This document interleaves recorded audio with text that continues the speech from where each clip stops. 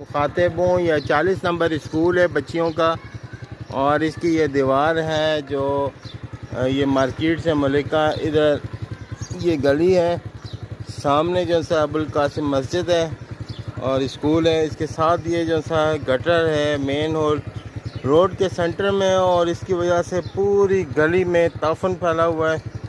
आखिर तक वहाँ छींटे पड़ रहे हैं और ये तेज़ी से ये निकलता हुआ पानी आप देख लें। इसको फौरी तौर पर सर काफ़ी दिन से ये इस तरह बंद है, लेकिन इसको नहीं खोला गया। तो ये कंप्लेन ले लें प्लीज़ और इस पर एक्सपीडाइट करा दें, क्योंकि इस पर कोई एक्शन नहीं लिया जा रहा। बहुत शुक्रिया सर।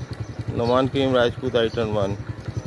जी, ये थी वो सुबह मैंने कंप्लेन की थी ऑफिस जाने से पहले, जो कि डीडी साहब ने फौरी हल करवा दिया। Thank you CTS sanitation sewerage